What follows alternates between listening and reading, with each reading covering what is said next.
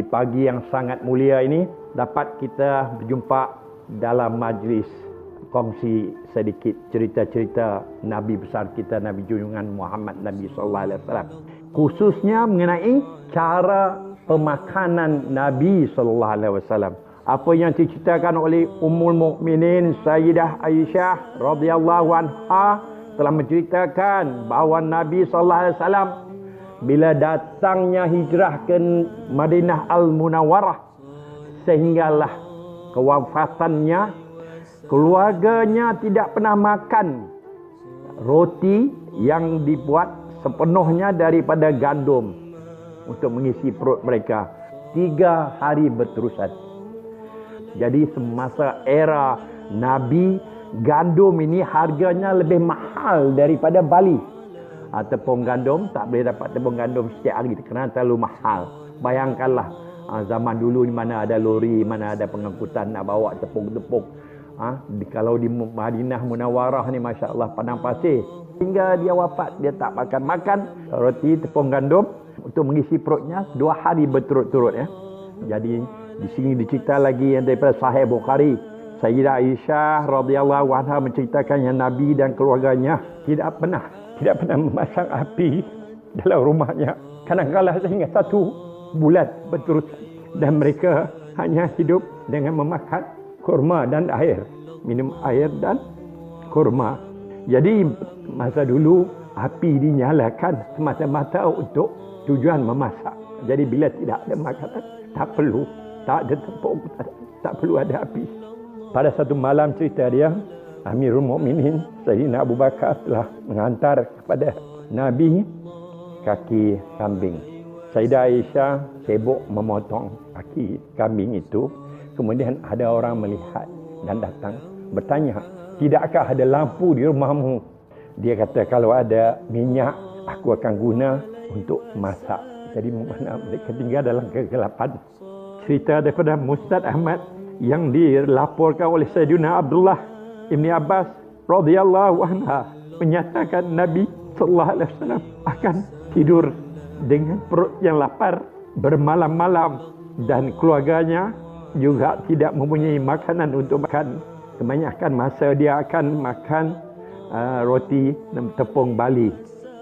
Imam Bukhari dan Imam Muslim rahimahullah menceritakan daripada Sayyidina Anas bahawa Nabi sallallahu alaihi wasallam pernah melihat sebiji kurma berada di atas lantai dan dia akan cakap, jika tidak kerana aku takut kurma itu daripada kekayaan sedekah. Jadi Nabi pada masa itu rasa lapar yang sangat teruk, tetapi dia tidak akan makan buah kurma yang terdapat dalam lantai itu kerana dia takut itu adalah sedekah, dan sedekah adalah haram bagi Nabi kita, Nabi Muhammad sallallahu alaihi wasallam. Abdurrahman Auf radhiyallahu anhu telah menceritakan yang Nabi telah meninggalkan dunia ini dengan dia dan keluarganya tidak makan bali penuh kepuasan mereka. Ini dari cerita daripada kitab sirat. Nabi sallallahu alaihi wasallam wafat dengan tidak makan 2 kali satu hari, bermakna dia makan hanya 1 hari sekali. Sayyidina Abu Umamah radhiyallahu anhu telah menceritakan yang roti tidak pernah tinggal di dalam rumah Nabi sallallahu alaihi wasallam. Jadi Sayyidina Nu'man Ibni Bashir radhiyallahu anhu telah menceritakan kepada sahabat-sahabat, kamu sedang memenuhi kenikmatan kamu dengan makan dan minum. Padahal saya telah mendengar cerita daripada Sayyidina Umar radhiyallahu anhu yang mengatakan yang Nabi sallallahu alaihi wasallam kadang-kadang memusing kiri kanan, memusing ketika tidur. Ketika tidur memusing kiri kanan kerana kelaparan yang amat sangat. Dia sehingga tidak sanggup meletakkan tangannya di atas kurma yang tidak tinggi, dia punya kurma yang jenis murah. Kerana Nabi sallallahu alaihi wasallam takut itu adalah sedekah, dia akan makan. Sayyidina Anas Ibni Malik radhiyallahu anhu telah menceritakan satu hari Sayyidah Fatimah radhiyallahu anha telah membawa sekeping roti kepada Nabi sallallahu alaihi wasallam. Nabi sallallahu alaihi wasallam bertanya, dari mana kamu dapat roti ini? Dan dia kata dia sendiri yang memasakkan dan dia rasa tidak sedap untuk makan bersendirian. Jadi dia membawa kepada Nabi sallallahu alaihi wasallam. Inilah suapan pertama. Roti yang dibawa oleh Sayyidah Fatimah. Suapan yang pertama setelah 3 hari tidak menikmati makanan. Sayyidina Abu Hurairah radhiyallahu anhu melaporkan bahawa Sayyidah Aisyah mencerita bahawa 3 bulan telah berlalu dan tak perlu menyalakan api walaupun untuk membakar roti ataupun sebagainya. Apa yang kamu hidup daripada mana? Apa yang kamu hidup? Kamu makan apa? Mereka akan hidup hanya melalui memakan buah kurma dan air.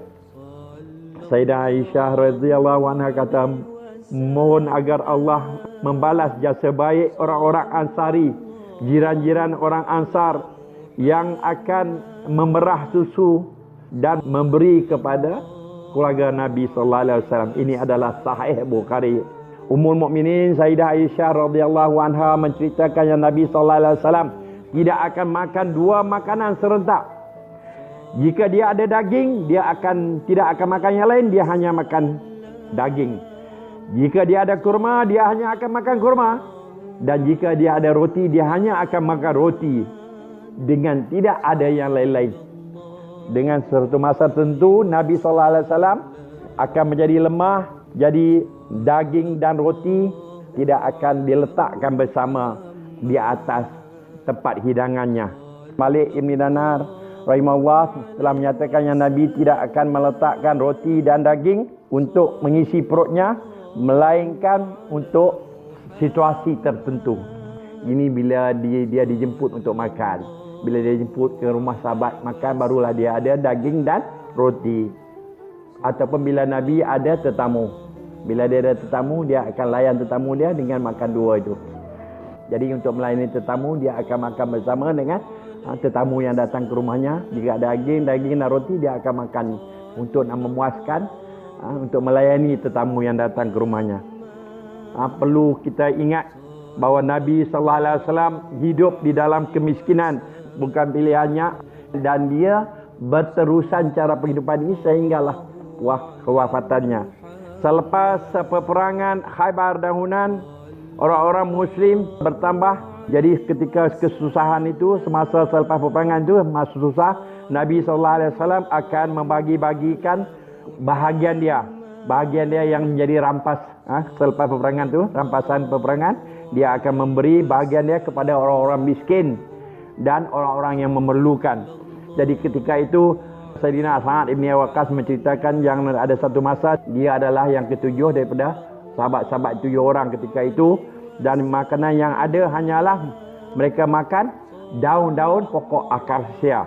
Jadi benda najis yang keluar tu semacam najis-najis kambing ataupun najis-najis unta yang keluar setelah makan daun-daun pokok akasia. Setelah kewafatan Rasulullah SAW, ummah ketika itu telah terbagi kepada 4 golongan. Kategori yang pertama ialah yang tidak fokus kepada, yang tidak mengambil perhatian mengenai dunia, dan dunia juga ketika itu tidak ada kelang-kelang, tidak ada apa yang nak memberikan kepada para sahabat ketika itu. Mereka meneruskan cara penghidupan Rasulullah SAW, iaitu di zaman Sayyidina Abu Bakar radhiyallahu anhu. Jadi kategori yang kedua ialah semasa mereka-mereka yang tidak langsung fokus kepada perkembangan dunia ketika itu, dunia telah menyediakan, mungkin ada sedikit kemajuan, bukan ada kelang-kelang, tidak ada, tetapi mungkin ada benda-benda yang kelebihan sikit masa itu, iaitu semasa Sayyidina Umar Al-Faruq radhiyallahu anhu. Jadi kategori yang ketiga adalah mereka yang memberi tumpuan kepada dunia, dan dunia juga fokus kepada mereka, seperti mana pemerintah Bani Umayyah.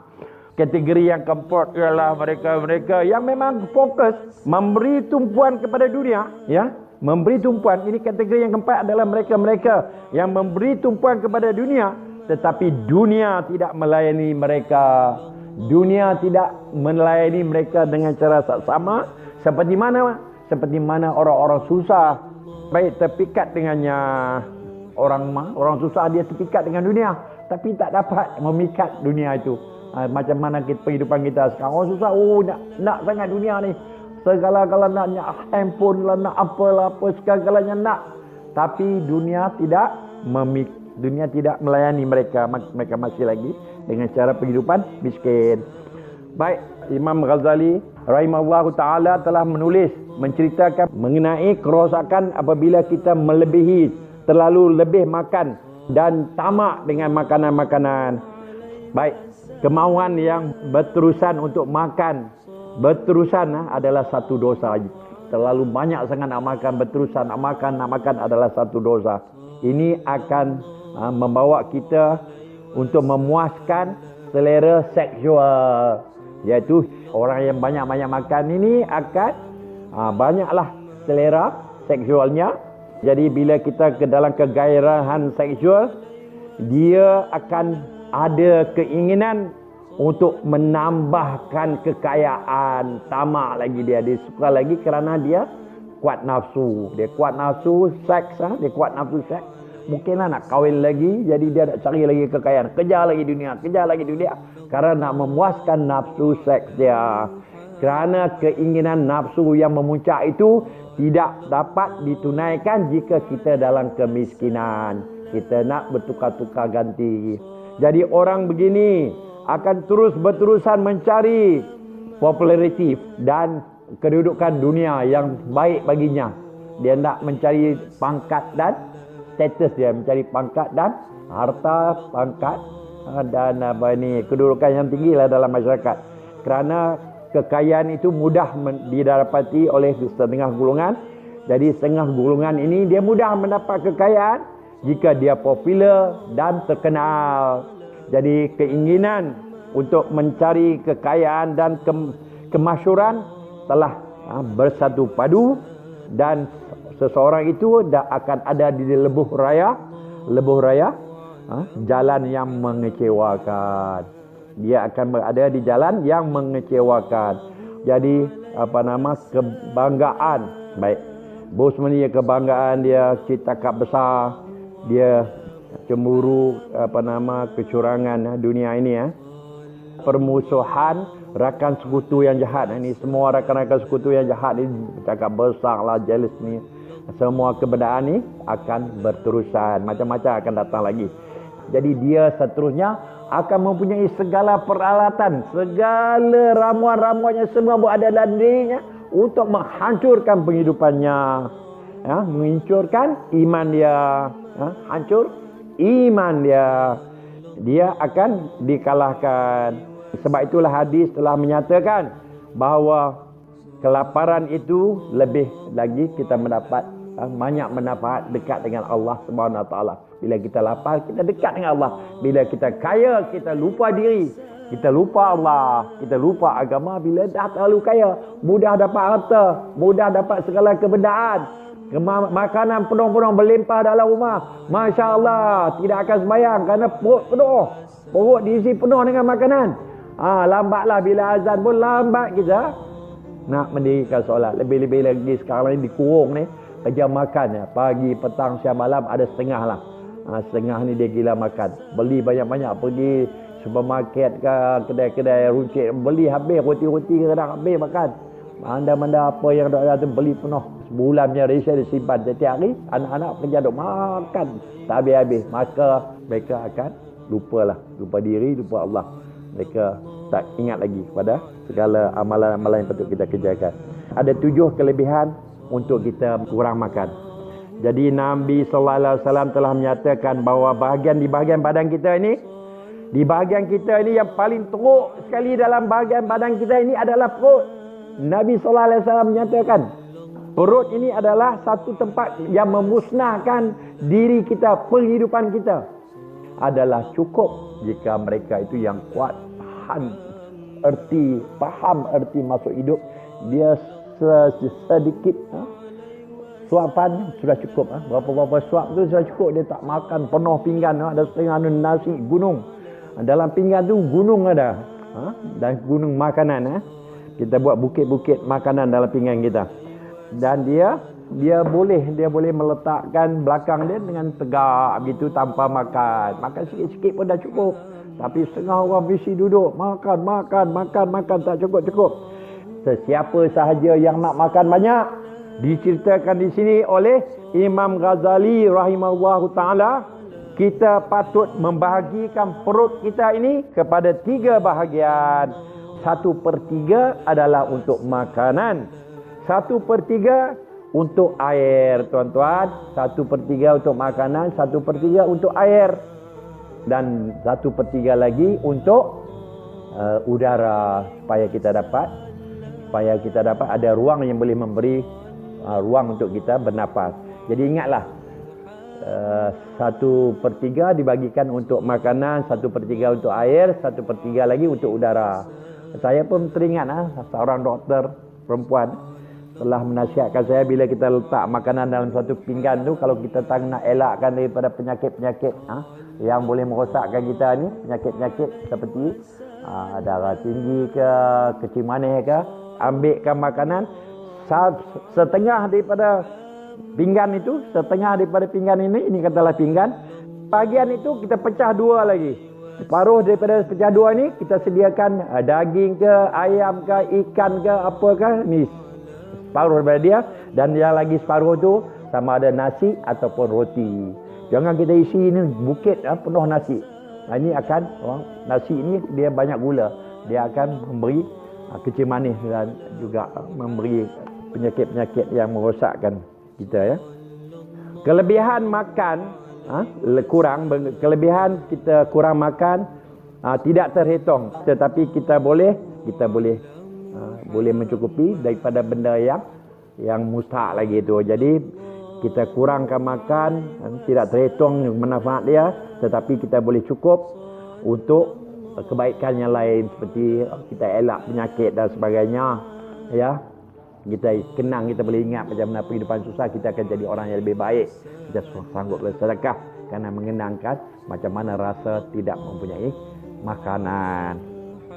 7 perkara yang kelebihan 7 perkara di atas kurang banyak makan.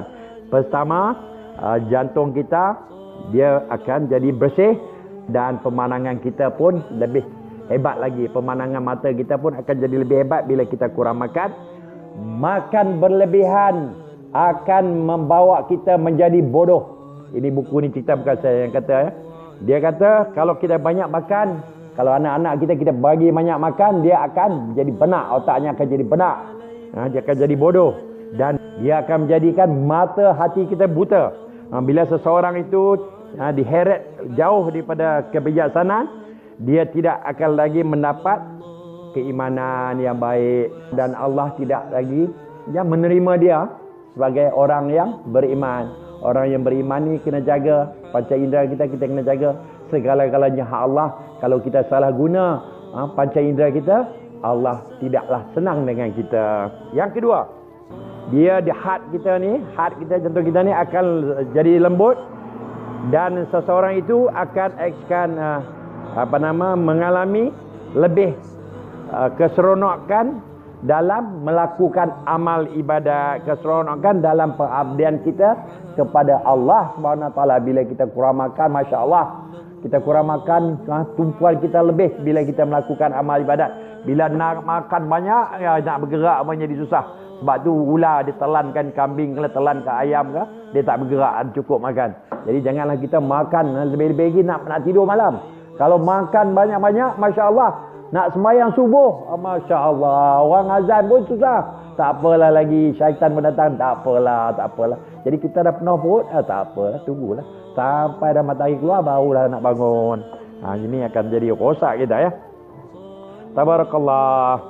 Jadi bila seseorang itu perut dia kosong, dia akan dengan secara ikhlas, dia akan jadi orang yang dia cukup hormat Allah, tunduk kepada Allah.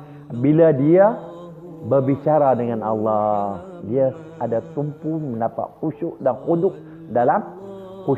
khuduk dalam melakukan amal ibadat, dan dia akan menikmati keindahan melakukan amal ibadat. Seronok dia bila melakukan amal ibadat adalah satu perkara yang luar biasa. Orang-orang yang beriman, bertakwa ni, dia kurang makan, dan bila dia melakukan amal ibadat, dia akan mendapat kekhusyukan yang luar biasa. Jadi sifat takut kita, rasa rendah diri akan meningkat, dan inilah kunci-kunci untuk mudahkan kita mengabdikan diri kita, takut kepada Allah, yakin mengenai penghidupan akhirat yang sangat-sangat baik. Penghidupan akhirat ada yang terbaik, bukan penghidupan dunia. Tetapi ramai kita ni cinta, kejar. Kita kejar tak habis-habis, kejar dunia. Kita kejar dunia, suka sangat dunia. Ada kereta, beli lagi kereta, tukar kereta. Ada lagi motor, beli lagi, tukar lagi motor. Ada rumah, semua dah cukup, dah lama segala-galanya dah ada. Dah tukar lagi, ni raya nak dekat dia, habis tukar perabot-perabot lah apa semua. Inilah kita mencari kebendaan, mencari keseronokan dunia.